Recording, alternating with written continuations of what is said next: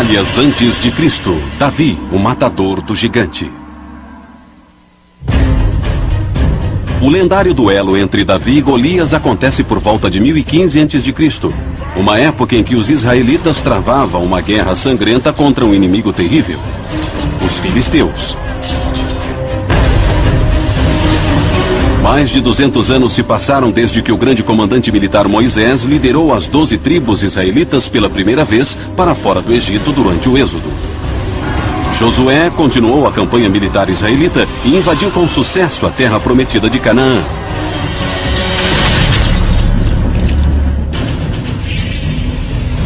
Agora, depois de 2 séculos e milhares de vidas perdidas em batalhas bíblicas sangrentas, os israelitas não chamam mais essa terra de Canaã.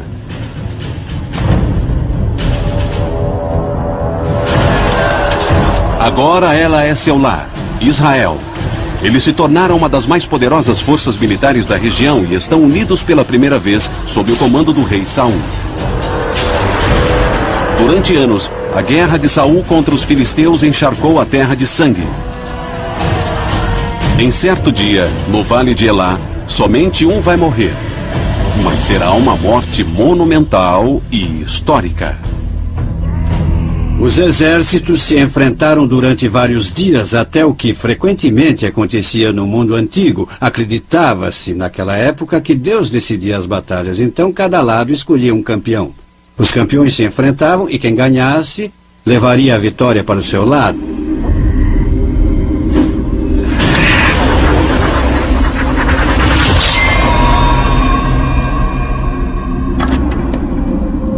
Todo mundo conhece a história de Davi e Golias, onde Davi usa sua funda, dispara uma pedra em Golias, acerta entre seus olhos e Golias morre. Então Davi pega sua espada e corta a cabeça de Golias. A morte de Golias por Davi é um ponto de virada na guerra contra os filisteus. Mas o mais importante, ela lança o jovem pastor num caminho sangrento de intriga, mentira e paranoia que, enfim, o levará ao trono. Um dos aspectos mais interessantes da Bíblia é que Davi tenha tanta consideração como pai de Israel e rei de Israel, porque, vendo bem a carreira dele, ele foi, na verdade, um oportunista, sedento por sangue.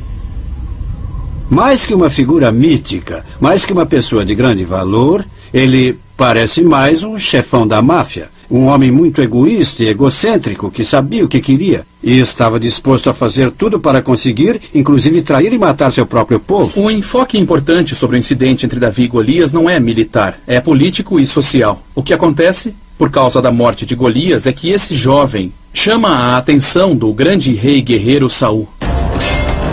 Davi se torna herói num instante.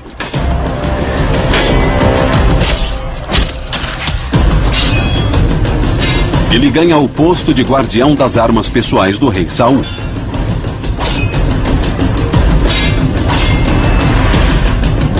Isso dá a Davi a oportunidade de melhorar suas habilidades como soldado.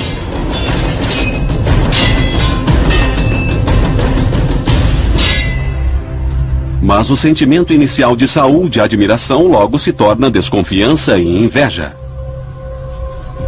Desde o início, você percebe que tudo é um desastre. No caminho de volta da primeira batalha, depois que Davi matou Golias, há mulheres nas ruas dançando e cantando. Saul matou milhares e Davi dezenas de milhares.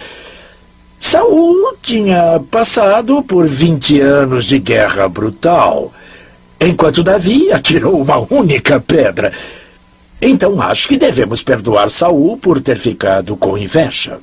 Saul estava preocupado e com razão. Ele passou todos os seus anos criando um pequeno reino de Israel, tendo ele como rei, e está interessado em passar isso para seu filho.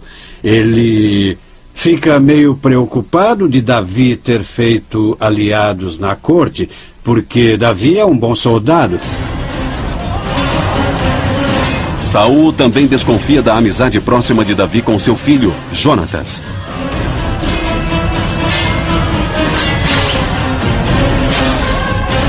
Os dois jovens têm uma relação fraternal dentro e fora dos campos de batalha.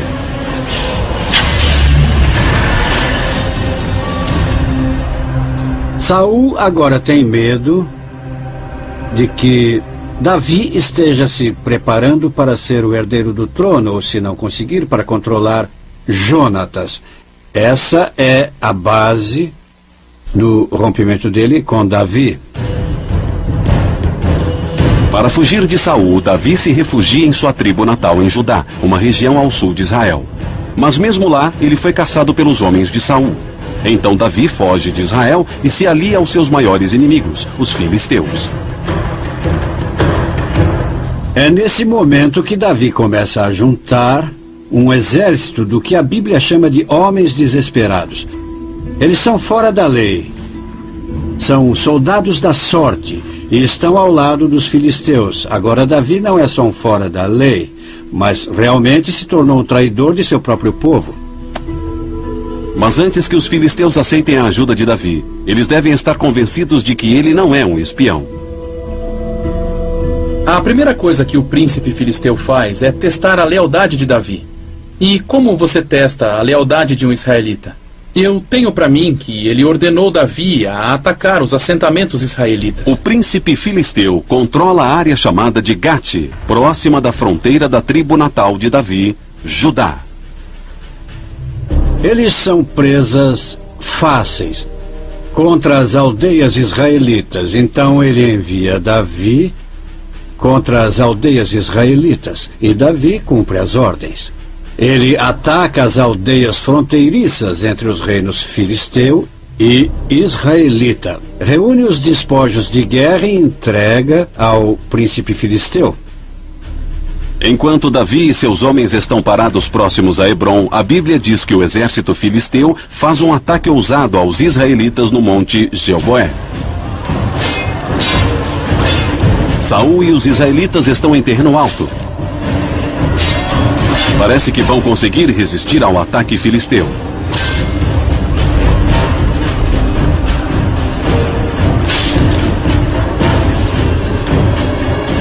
Mas os filisteus conseguem cercar os israelitas e vencê-los.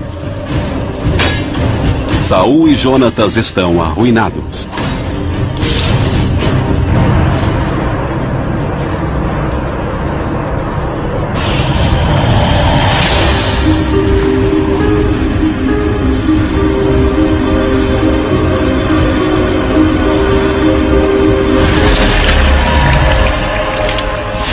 Saul é atingido várias vezes.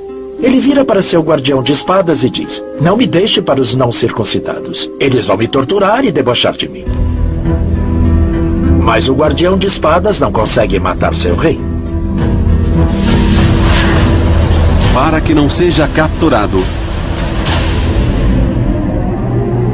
Saul se mata. Os filisteus decapitaram Saul e penduraram seu corpo na muralha de uma cidade sua. Do lado filisteu, não poderia estar melhor. O monarca israelita estava morto, Israel estava derrotada e os filisteus agora controlavam tudo. Mas os filisteus têm um problema. Um herdeiro do reino de Saul ainda sobrevive, seu filho Isbaal. E nem ele, nem seu comandante militar Abner estão dispostos a aceitar a derrota.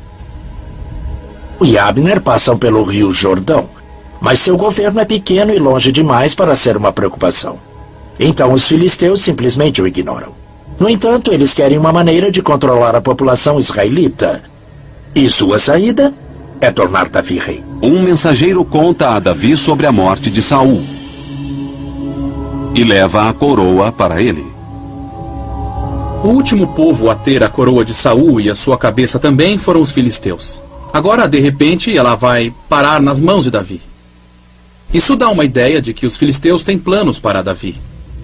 Com o apoio dos filisteus, Davi se torna rei da tribo de Judá. Mas sua ambição é maior que isso. Ele não está interessado em comandar como um fantoche filisteu. Ele quer ser o rei de toda Israel. Ele traz homens de seus tempos como fora da lei, homens brutais, matadores experientes e completamente leais a Davi.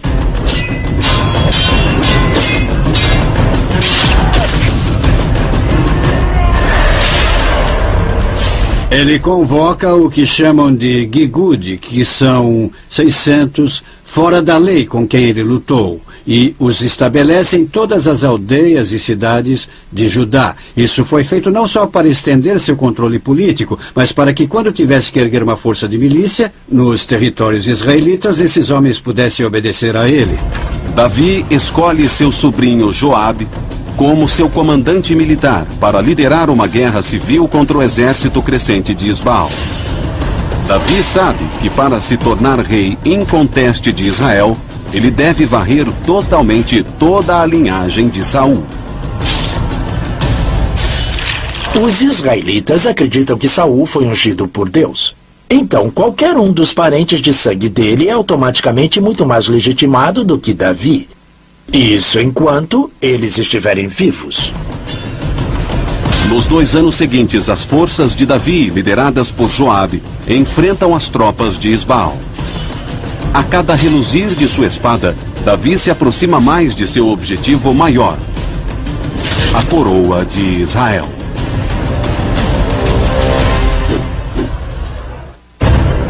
É por volta de 1004 a.C. Apenas 10 anos depois de Davi ter matado Golias, ele trava uma guerra civil sangrenta para se tornar rei de todo Israel. O sobrinho de Davi, Joabe, lidera o exército contra Isbaal, o filho do rei israelita morto, Saul. A Bíblia não fala sobre o número de batalhas e quantas pessoas foram mortas, mas é bem clara sobre o fato de que o exército de Isbaal estava levando a pior. A arma da época era a espada reta, usada para cortar, talhar e atravessar o corpo do inimigo. A lança de madeira de 1,80 m com a ponta de ferro é usada para perfurar soldados inimigos. Por fim, vencem os homens de Davi, mas há algumas questões a resolver. E é aí que Davi, o chefão da máfia, começa a mostrar as suas garras. Como numa cena tirada de O Poderoso Chefão, Davi se torna rei e acaba com todos os seus inimigos. Um dos primeiros a morrer é Abner, comandante de Isbaal. Ele quis desertar para o lado de Davi, mas Joabe o considera uma ameaça.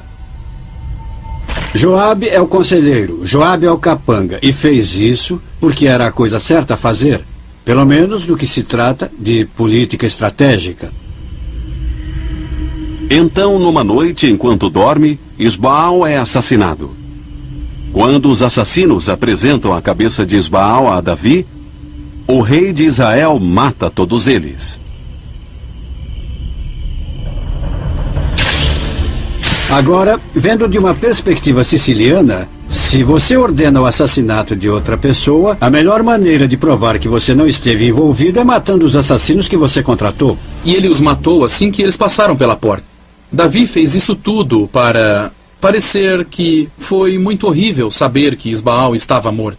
Mas claro, quem foi que se beneficiou mais com a morte de Isbaal? Davi? A Bíblia não o culpa pela morte dele, mas é lógico. Quem mais teria feito isso? Em um ato final medonho para assegurar sua posição como rei de Israel, Davi ordena a execução dos últimos herdeiros do trono restantes, os 7 jovens netos de Saul. Davi os crucificou e os pôs no sol, onde todos morreram. Assim, não haveria mais herdeiros legítimos para reclamar o trono. Davi nunca foi acusado de nenhuma das mortes. Sua permanência no trono está assegurada, mas suas ambições cresceram. Ele quer expandir Israel em um império. Davi chega ao poder porque ele é o cara mais forte do pedaço, ele é o mais ambicioso do pedaço. Ele é um homem que quase não tem limites para conseguir aquilo que é de seu interesse. Então é uma escalada sangrenta até o poder, e o que acontece depois é um regime sangrento para que se mantenha no poder. A primeira providência de Davi é se livrar de qualquer obrigação. Ele trai os filisteus que o ajudaram a chegar ao poder. Em uma série de batalhas sangrentas, ele os submete.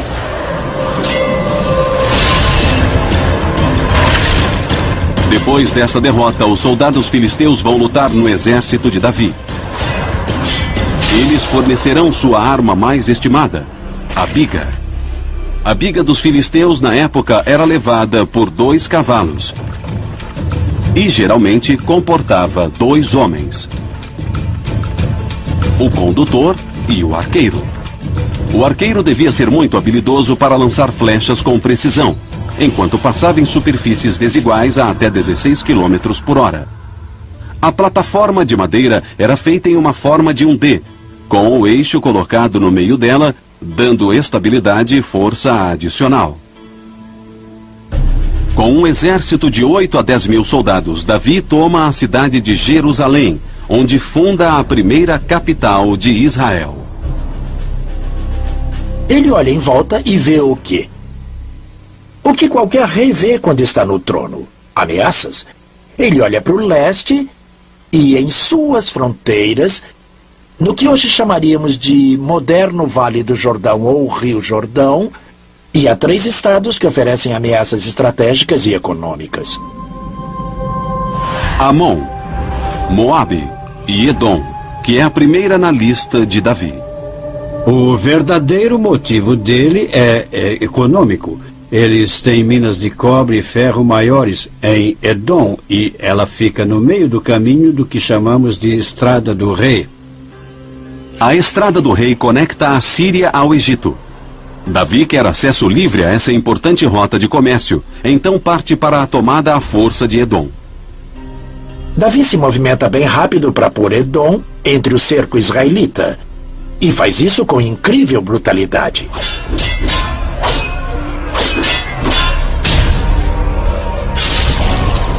Davi ordena o extermínio total da população masculina edomita.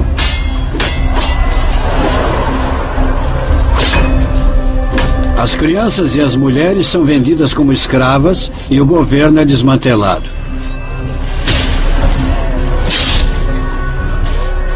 Edom deixa de existir e é anexada por Israel. A carnificina brutal em Edom é uma forte mensagem a qualquer um que pudesse considerar uma retaliação. Mas o derramamento de sangue estava só começando. A seguinte em sua lista era Moabe. Tendo conquistado Edom, destruído sua população e reunido suas fontes de recursos econômicos na tomada da Estrada do Rei, o estado logo ao lado de Edom, o estado de Moabe, agora parecia ser uma ameaça à manutenção e preservação dessas fontes. É uma velha prática histórica. Uma área que é quase o estado tampão, de repente se torna uma ameaça e tem que ser neutralizada. É a primeira teoria do efeito dominó da história. Davi sabe que Moabe não é uma ameaça militar a Israel porque está no ponto mais distante do Mar Morto. Mas ele não quer arriscar e é implacável mais uma vez. Davi lidera o exército contra Moabe e faz um trabalho bem rápido com ele. Pelos números, isso poderia levar dias. Mas encontramos uma interessante descrição de como ele lidou com isso. Ele derrotou os moabitas e mediou-os com a corda, estendendo-os no chão. E o que a Bíblia diz é que todos os presos em idade militar foram deitados em 3 fileiras. Bem, os soldados ficavam entre 2 fileiras e passavam todos eles na espada. O que significa, essencialmente, que decapitaram os presos. Pela segunda vez, Davi massacra seus vizinhos, impedindo que se virem contra ele.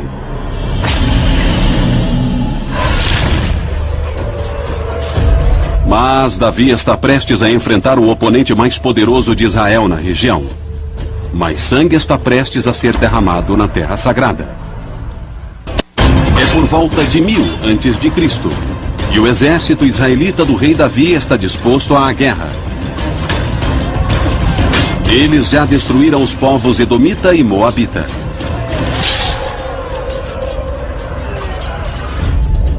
Agora, Davi lidera aproximadamente 10.000 soldados para o norte.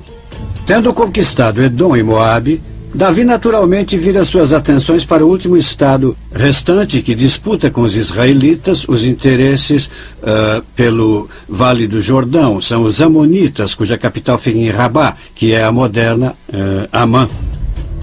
Amon é o último, mas o mais importante dos 3 estados na fronteira leste que Davi quer conquistar. É o maior concorrente de Israel pela influência na região.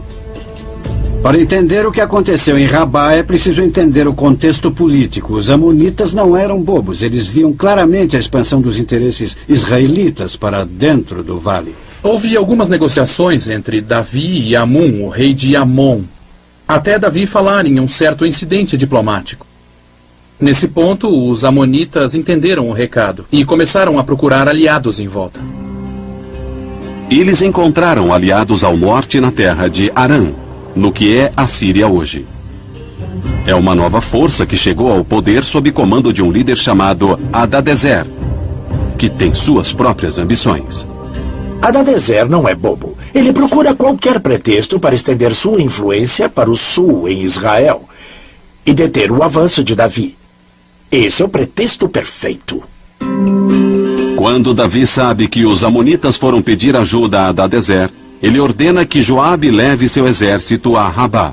E, rapidamente, ele reúne todo o exército, põe o seu conselheiro, Joabe, como encarregado e diz a ele que marche para a capital Rabá, a destrua e derrote os amonitas. Joabe e os israelitas atravessam o rio Jordão sem oposição. Sem outras tropas à vista, Joabe marcha pela planície até Rabá. O que acontece é que o exército amonita sai de sua cidade e se posiciona em frente a ela com sua infantaria se oferecendo para a batalha. Joabe posiciona seu exército em oposição aos amonitas, mas enquanto os israelitas marcham em direção às muralhas de Rabá, 20.000 arameus os atacam por trás. O que aconteceu foi que os amonitas se tornaram como uma isca para eles. Joabe e o exército israelita agora estão entre a cruz e a espada. Para responder ao ataque dos arameus, Joabe faz algo surpreendente. Ele divide sua força em 2. Então Joabe vira para o seu irmão, que é o segundo no comando, e diz: você reúne um grupo e ataca as muralhas. Eu pego o outro e lido com as bigas. Lembre que Davi tinha à sua disposição vários escravos de estados cananeus e filisteus, cuja especialidade era infantaria pesada e guerra com bigas. Joabe ordenou que suas tropas de cananeus e filisteus com bigas se virassem e atacassem os arameus que se aproximavam pela planície. O que nós vemos a seguir é um turbilhão de bigas entrando em posição. Enquanto as infantarias lutavam em combate sangrento corpo a corpo. Então essa enorme batalha de bigas é travada na planície aberta. Os arameus levam a pior e começam a fugir. Com as bigas em fuga, Joabe libera sua infantaria.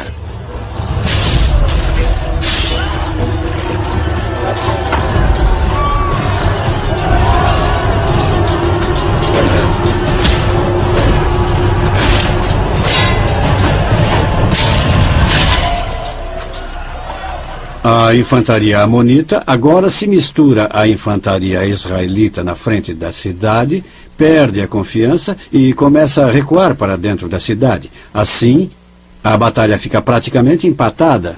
O sucesso de Joabe com as forças divididas continua sendo uma proeza militar até hoje.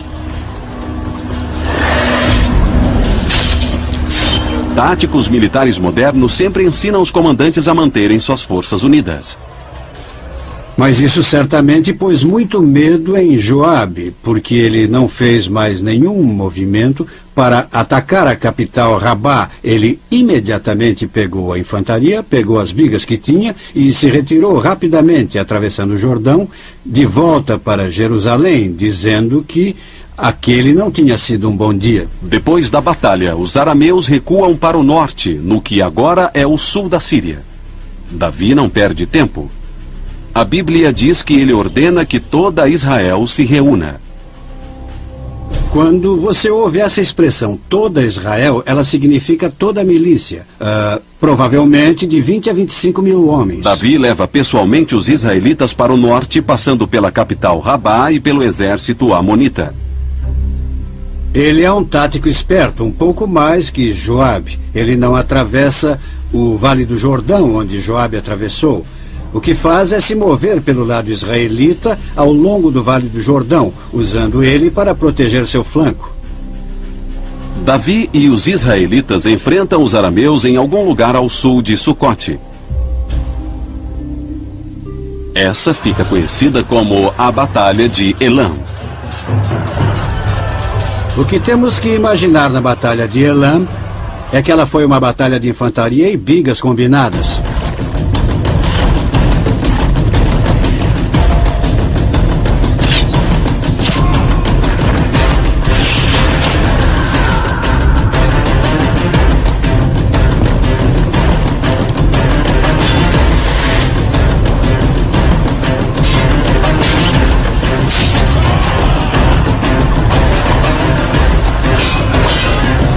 Davi se recusa a perder.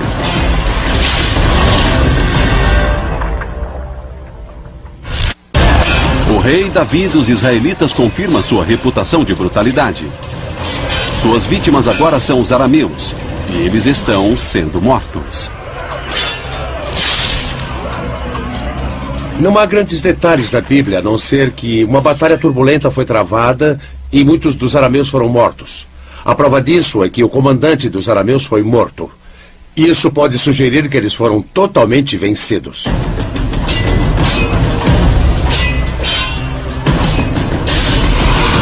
Quando você mata o comandante de um exército antigo que possui bigas, o que significa que ele poderia fugir dali bem rápido se fosse preciso, você fez um trabalho muito bom. Atingidos pelos israelitas uma segunda vez, os arameus recuam para o norte novamente. Davi agora entende que não foi até lá para vencer uma única batalha, que deveria lidar com aquilo enquanto tinha soldados em campo, e assim continua a seguir para o norte. A notícia da derrota dos arameus em Elam se espalha rapidamente pela região. Revoltas se iniciam nos estados que o rei arameu Hadadezer já tinha conquistado.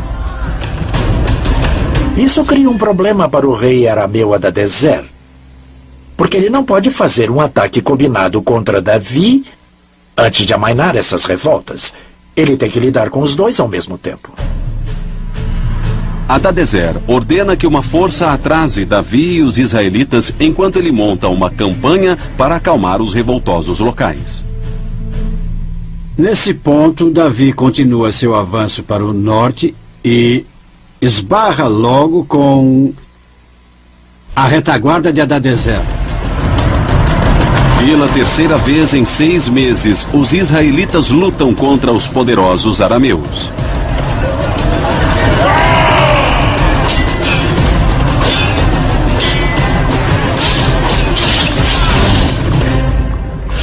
O que acontece é que Davi encontra o exército principal de Hadadezer, uma grande batalha acontece e muitos milhares foram mortos, pelo que diz a Bíblia.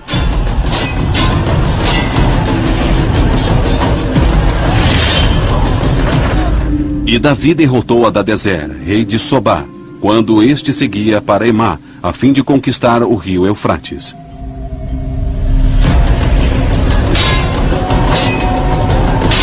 Davi e os israelitas alcançam os arameus em fuga e matam muitos deles.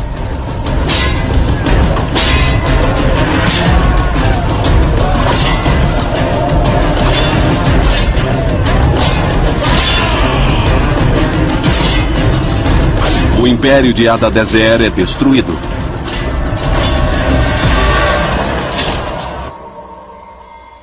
Agora, sem oposição ao norte, Davi exige os estados arameus em nome de Israel. Agora, acrescentando o reino arameu, Davi controla uma área muito grande. E isso é o que definirá o que é chamado de Império de Israel. O novo Império Israelita agora se estende do rio Eufrates ao norte até a fronteira com o Egito, no Sinai, ao sul. Do mar Mediterrâneo a oeste, as montanhas jordanianas ao leste. Mas um último inimigo resta ser conquistado antes de Davi descansar: os amonitas em Rabá. Claro que agora eles estão privados de seus exércitos arameus. Então Davi se concentra na indexação de Amon, a órbita israelita.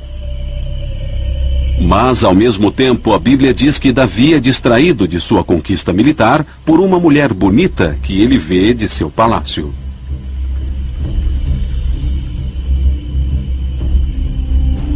Parece que é nesse momento que Davi se encanta por essa mulher linda chamada Betsabeia.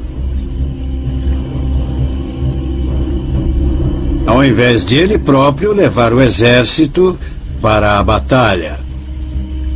Alguns analistas suspeitam que o que manteve Davi em Jerusalém foi seu desejo por ela. Ele recorre a seu conselheiro Joabe e diz: leve o exército, se aproxime dos amonitas e derrote-os. Davi ordena que Betsabeia seja levada até ele. Mas ela é uma mulher casada. Seu marido, Urias, o heteu, é um soldado de Joabe no exército israelita. Escândalo total. Davi é mesmo lendário. Ele é visto como um grande guerreiro e um grande unificador. Ele é o fundador do primeiro Estado israelita, o queridinho da Bíblia, mas muito se fala em suas fraquezas, principalmente com as mulheres.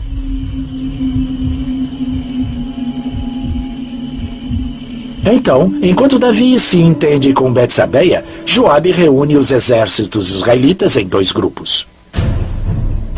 Um é a força de milícia posicionada em Sucote, no Vale do Rio Jordão. O outro é o exército de elite, formado em maior parte por profissionais na infantaria e nas bigas. Eles marcham para Rabá e a cercam. Quando se fala em cerco feito pelos israelitas, nessa época eles não tinham equipamentos para um cerco. Eles tomavam as cidades como normalmente se tomava, de assalto. O problema em relação a Rabá é que para fazer isso você precisa de uma vantagem numérica grande, e a maior parte da milícia estava em Sucote.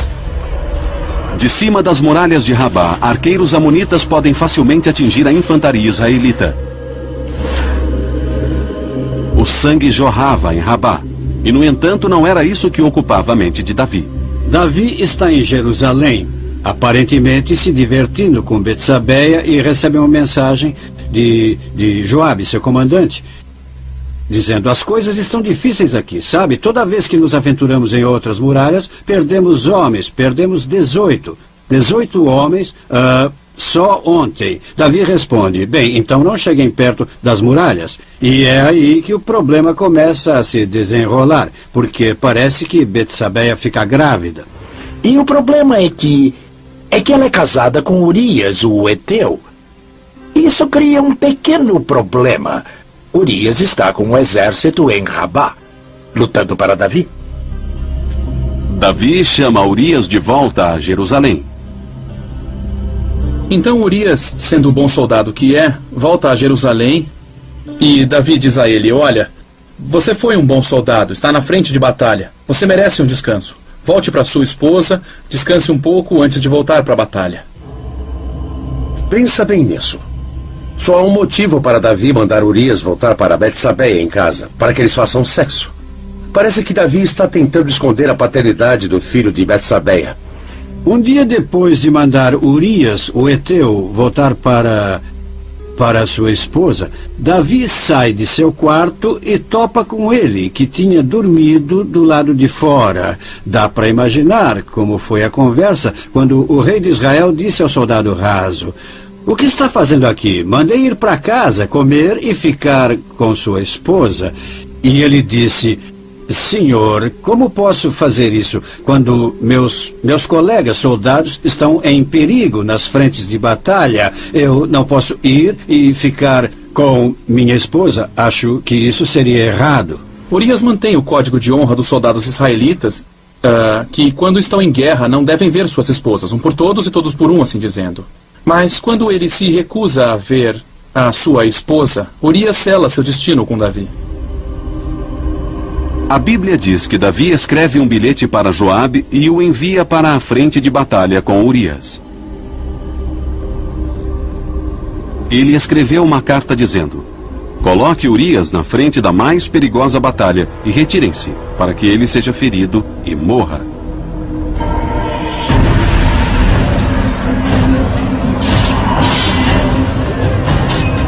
Sendo um bom soldado até o fim, Urias segue as ordens de seu comandante sem questionar.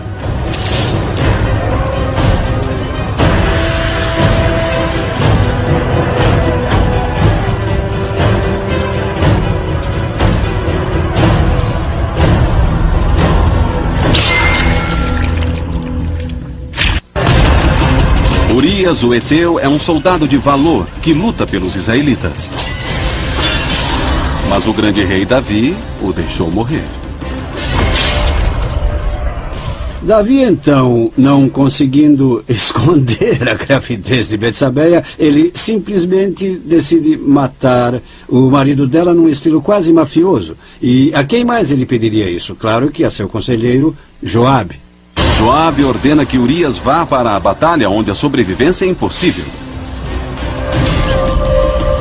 Nada impediria Davi de possuir Betsabeia.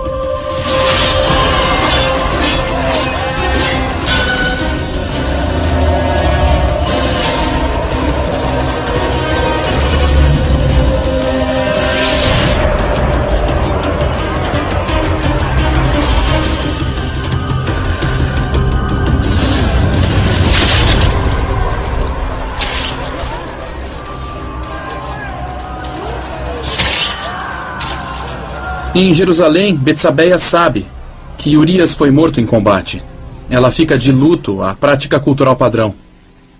E assim que termina seu período de luto, o rei Davi a chama para se tornar sua esposa. Mas o comportamento de Davi não passa despercebido. A Bíblia diz que é da vontade de Deus que o bebê morra, como punição pelos pecados de Davi. Urias está morto. Davi tomou Betsabeia como esposa. Isso é um escândalo do Velho Testamento. Mas militarmente ainda há uma batalha travada em Rabá. Os israelitas ainda estão presos fora das muralhas de Rabá. Então, finalmente, Davi manda uma mensagem a Joabe: ataquem novamente, vençam a guerra.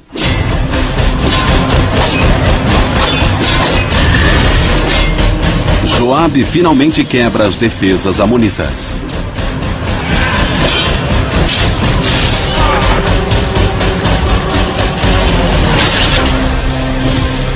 E então Joabe envia uma mensagem a Davi dizendo: olha, está indo bem, mas é melhor você vir aqui, porque a sua ausência é percebida. O povo vai querer todo o crédito pela vitória. Davi não é bobo. Ele entendeu que para ser rei, você tem que fazer coisas de reis. Então, ele marcha até Sucote, se une ao resto do exército e depois marcha para Rabá, agora com ainda mais soldados. A cidade é tomada de assalto.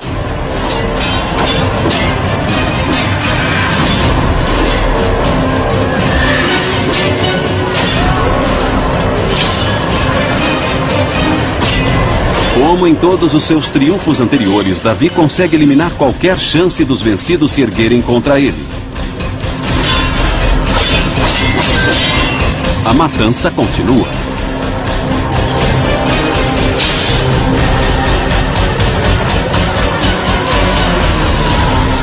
A Bíblia diz que ele pôs o povo no barro.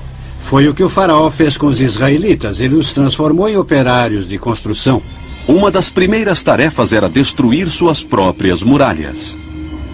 O que era bem comum naquela época. Depois que você tomava uma cidade, destruía suas defesas para que ela não resistisse mais a você. Os objetivos de Davi foram alcançados. O Império Israelita nasceu. Então é uma escalada sangrenta até o poder. O que acontece depois é um regime sangrento para que se mantenha no poder. Fica tão difícil que há revoltas contra Davi entre seu próprio povo. Até de seu próprio filho. Falando em disfunção familiar, Davi ainda é casado com Betsabeia, certo? O primeiro bebê morre. Bem, ele teve outras esposas e concubinas e acabou tendo muito mais filhos. Um deles é Absalão. Bem, acontece que Absalão vai matar o irmão mais velho, porque esse estupra sua meia-irmã. Muito bem, isso vai começar uma rixa entre Davi e Absalão. A rixa evolui para uma rebelião completa. Dois exércitos israelitas se enfrentam no que é conhecido como a Batalha no Bosque de Efraim. Absalão quer tirar Davi do trono e se tornar rei. Mas, no final, o exército de Absalão é desbaratado. A história conta que Absalão tinha um cabelo lindo e comprido. E durante a batalha ele ficou preso nos galhos de uma árvore no bosque de Efraim. Agora, o que aconteceu exatamente não sabemos. Mas uma coisa é certa. Ele não saiu vivo daquele bosque. Davi deu ordens para que poupassem a vida de Absalão. Mas um homem desobedeceu. Joabe. Como um verdadeiro conselheiro, se podemos chamá-lo assim, Joabe elimina a maior ameaça a Davi. Politicamente, ele fez a coisa certa. Davi comanda o Império Israelita por mais 23 anos.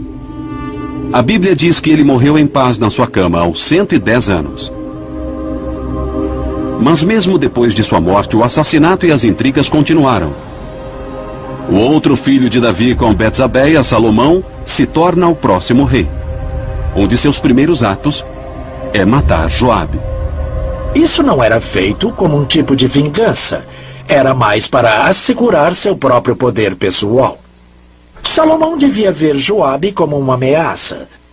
E como seu pai fazia, ele eliminou aquela ameaça. Davi é a figura mais popular da Bíblia. Crianças recebem seu nome, ele é visto como um herói, como a pessoa que fundou o Império Israelita, o Estado. Então ele é quase uma figura mítica. Mas quando você o vê com clareza, ele parece até humano demais. Da minha perspectiva, o mais fascinante é as pessoas ainda o verem como uma pessoa mítica exemplar. Ele tinha muitos maus hábitos. Davi é reverenciado através dos tempos por ter unido as tribos de Israel e fundado o Império Israelita. Como muitos conquistadores, ele também era ambicioso, traiçoeiro e impiedoso.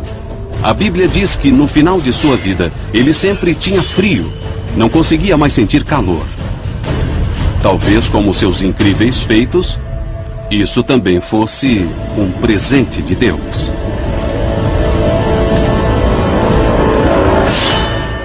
E a atacar os assentamentos israelitas. O príncipe filisteu controla a área chamada de Gate, próxima da fronteira da tribo natal de Davi, Judá. Eles são presas fáceis contra as aldeias israelitas. Então ele envia Davi contra as aldeias israelitas. E Davi cumpre as ordens. Ele ataca as aldeias fronteiriças entre os reinos filisteu e israelita. Reúne os despojos de guerra e entrega ao príncipe filisteu. Enquanto Davi e seus homens estão parados próximos a Hebrom, a Bíblia diz que o exército filisteu faz um ataque ousado aos israelitas no monte Gilboé. Saul e os israelitas estão em terreno alto. Parece que vão conseguir resistir ao ataque filisteu.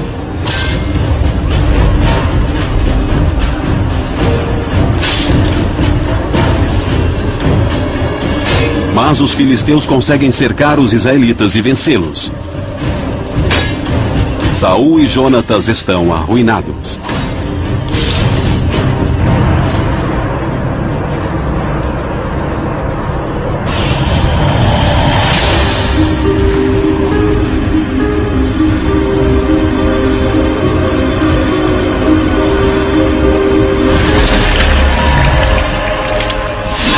Saul é atingido várias vezes. Ele vira para seu guardião de espadas e diz: Até o que frequentemente acontecia no mundo antigo, acreditava-se naquela época que Deus decidia as batalhas, então cada lado escolhia um campeão. Os campeões se enfrentavam e quem ganhasse levaria a vitória para o seu lado.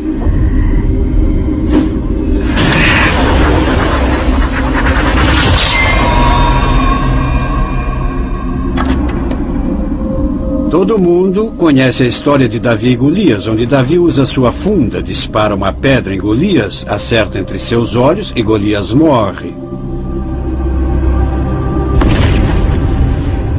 Então Davi pega sua espada e corta a cabeça de Golias. A morte de Golias por Davi é um ponto de virada na guerra contra os filisteus. Mas o mais importante, ela lança o jovem pastor num caminho sangrento de intriga, mentira e paranoia que, enfim, o levará ao trono. Um dos aspectos mais interessantes da Bíblia é que Davi tenha tanta consideração como pai de Israel e rei de Israel, porque, vendo bem a carreira dele, ele foi, na verdade, um oportunista sedento por sangue. Mais que uma figura mítica, mais que uma pessoa de grande valor, ele parece mais um chefão da máfia, um homem muito egoísta e egocêntrico que sabia o que queria e estava disposto a fazer tudo para conseguir, inclusive trair e matar seu próprio povo. Um enfoque importante sobre o incidente entre Davi e Golias não é militar, é político e social.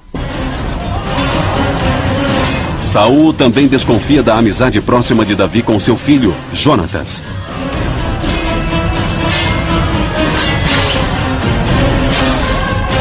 Os dois jovens têm uma relação fraternal dentro e fora dos campos de batalha.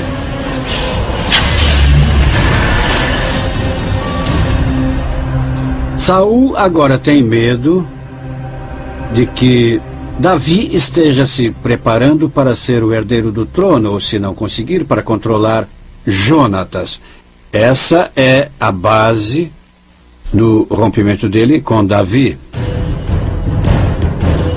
Para fugir de Saul, Davi se refugia em sua tribo natal em Judá, uma região ao sul de Israel. Mas mesmo lá, ele foi caçado pelos homens de Saul. Então Davi foge de Israel e se alia aos seus maiores inimigos, os filisteus. É nesse momento que Davi começa a juntar um exército do que a Bíblia chama de homens desesperados. Eles são fora da lei, são soldados da sorte e estão ao lado dos filisteus. Agora Davi não é só um fora da lei, mas realmente se tornou um traidor de seu próprio povo. Mas antes que os filisteus aceitem a ajuda de Davi, eles devem estar convencidos de que ele não é um espião. A primeira coisa que o príncipe filisteu faz é testar a lealdade de Davi. E como você testa a lealdade de um israelita? Eu tenho para mim que ele ordenou Davi. O que acontece, por causa da morte de Golias, é que esse jovem chama a atenção do grande rei guerreiro Saul. Davi se torna herói num instante.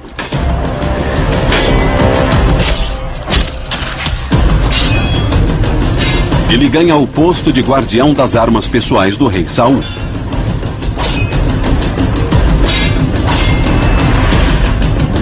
Isso dá a Davi a oportunidade de melhorar suas habilidades como soldado.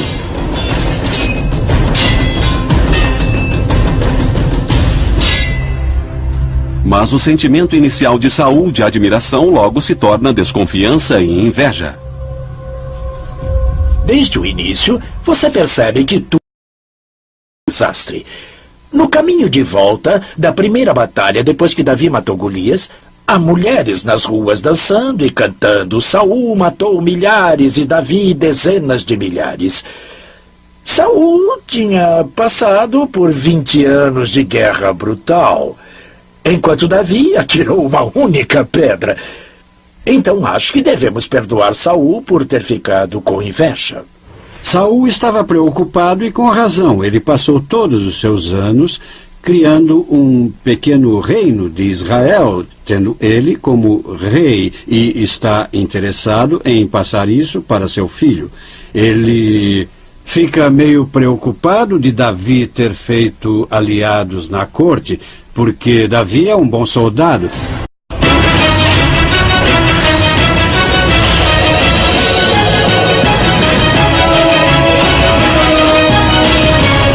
Batalhas antes de Cristo. Davi, o matador do gigante. O lendário duelo entre Davi e Golias acontece por volta de 1015 a.C., uma época em que os israelitas travavam uma guerra sangrenta contra um inimigo terrível, os filisteus. Mais de 200 anos se passaram desde que o grande comandante militar Moisés liderou as 12 tribos israelitas pela primeira vez para fora do Egito durante o Êxodo. Josué continuou a campanha militar israelita e invadiu com sucesso a terra prometida de Canaã.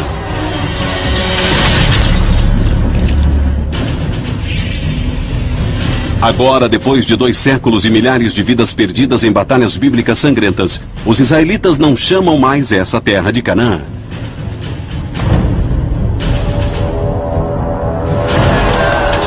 Agora ela é seu lar, Israel.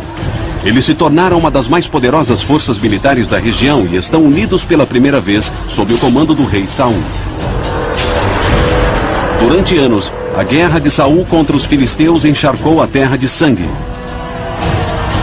Em certo dia, no vale de Elá, somente um vai morrer. Mas será uma morte monumental e histórica. Os exércitos se enfrentaram durante vários dias.